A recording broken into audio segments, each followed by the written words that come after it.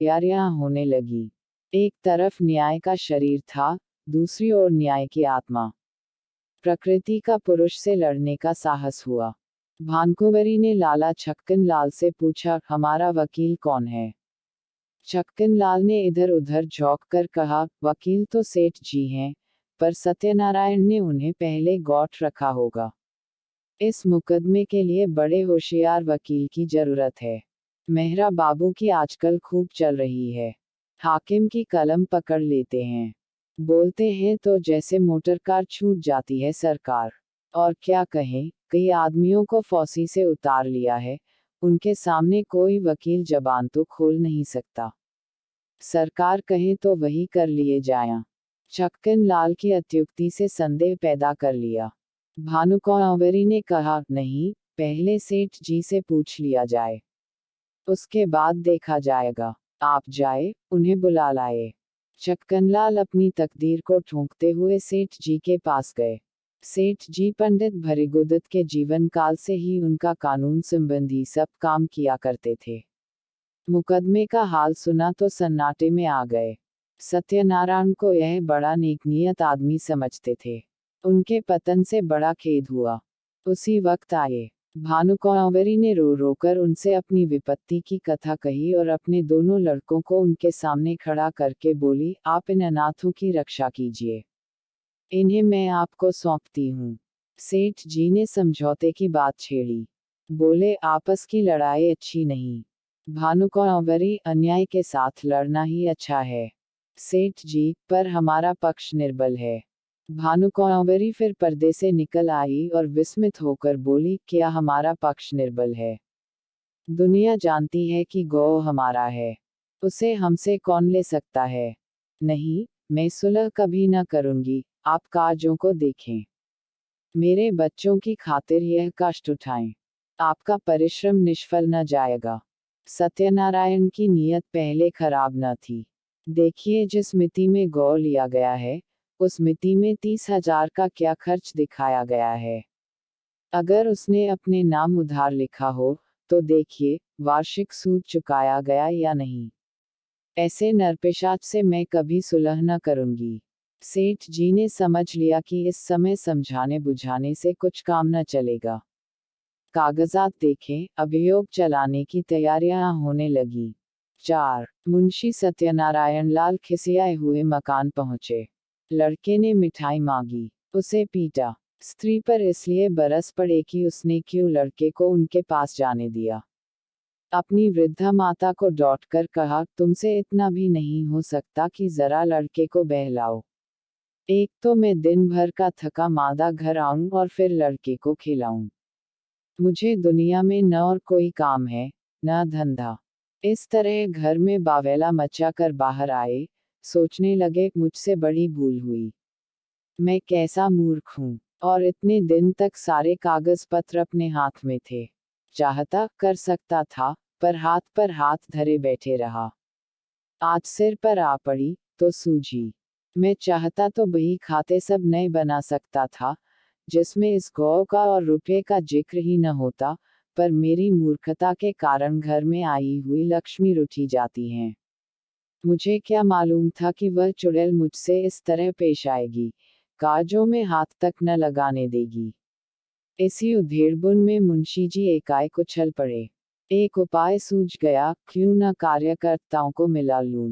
यद्यपि मेरी सख्ती के कारण वे सब मुझसे नाराज थे और इस समय सीधे बात भी न करेंगे, तथापि उनमें ऐसा कोई भी नहीं, जो प्रलोभन से मुट्ठी में न आ जाए। हाँ, इसमें रुपये पानी की तरह बहाना पड़ेगा, पर इतना रुपया आएगा कहाँ से? हाय दुर्भाग्य! 2-4 दिन पहले चेत गया होता, तो कोई कठिनाई न पड़ती। क्या जानता था कि वह डाइन इस तरह वज्र प्रहार करेगी। बस, अब एक ही उपाय है। किसी तरह कागजात गुम कर दूं।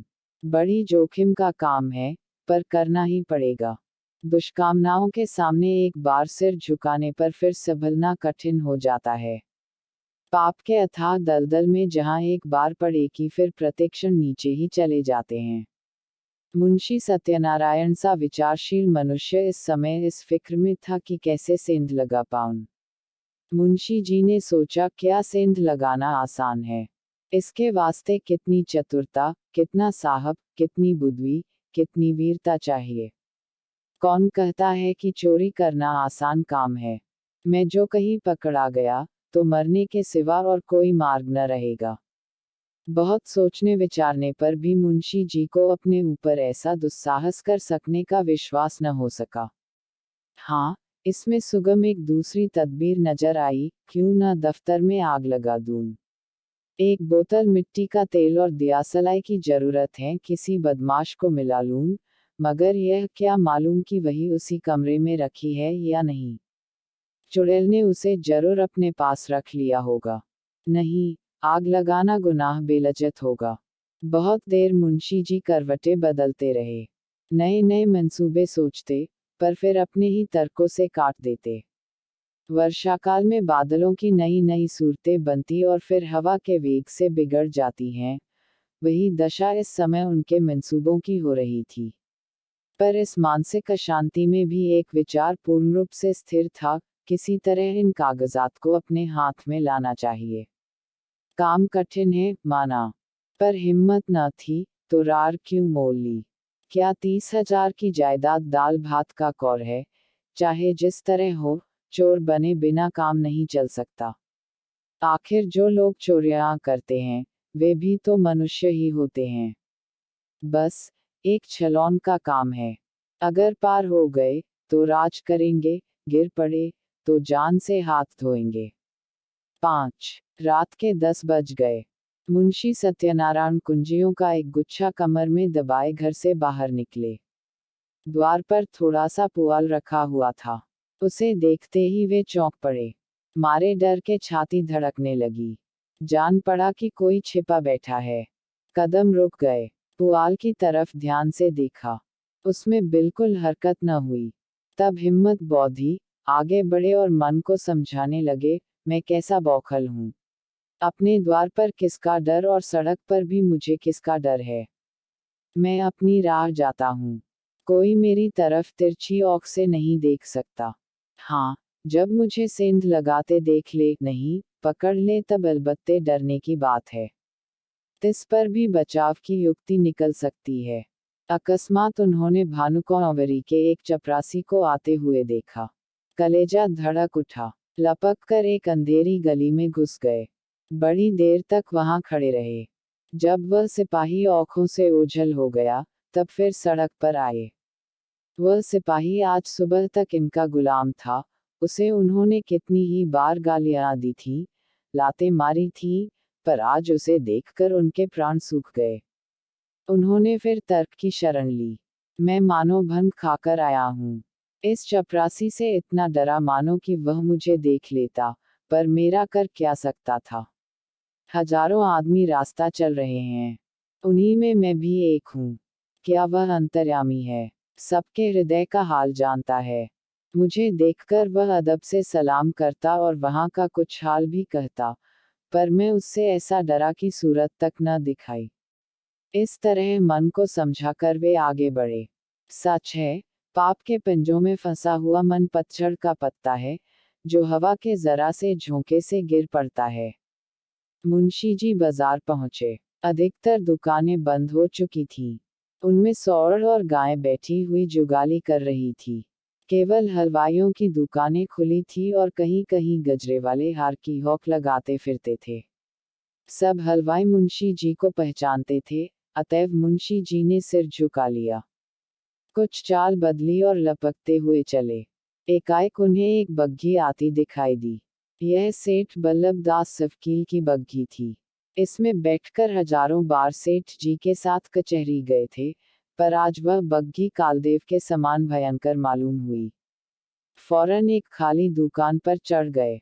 वहां विश्राम करने वाले सौर ने समझा, वे मुझे पदच्युत करने आए हैं। माथा झुकाए फुकारता हुआ उठ बैठा, पर इसी बीच में बग्घी निकल गई और मुंशी जी की जान में जान आई। अब कि उन्होंने तर्क का आश्रय न लिया। समझ गए कि इस समय इससे कोई लाभ नहीं। खैरियत यह हुई कि वकील ने देखा नहीं। यह एक घाघ है, मेरे चेहरे से ताड़ जाता। कुछ विद्वानों का कथन है कि मनुष्य की स्वाभाविक प्रवृत्ति पाप की ओर होती है, पर यह कोरा अनुमान ही अनुमान है, अनुभव सिद्ध बात नहीं। सच बात तो यह है कि मनुष्य स्वभावतः पाप भीरु होता है और हम प्रत्यक्ष देख रहे हैं कि पाप से उसे कैसी घृणा होती है। एक फलांग आगे चलकर मुंशी जी को एक गली मिली। वह भानुकुँवरी के घर का एक रास्ता था। धुंधली सी लालटेन जल रही थी। जैसा मुंशी जी ने अनुमान किया था, पहरेदार का पता न था। अस्तबल में चमारों के यहाँ नाच हो रहा था। कई चमारिनें बनाव सिंगार करके नाच रही थीं। चमार मृदंग बजा बजा कर गाते थे। नाही घरे श्याम, घेरी आए बदरा। सोवत रहेऊं, सपन एक देखेऊं, रामा। खुली गई नींद, धड़क गए कजरा। नाही घरे श्याम, घेरी आए बदरा। दोनों पहरेदार वही तमाशा देख रहे थे। मुंशी जी दबे पौर लालटेन के पास गए और जिस तरह बिल्ली चूहे पर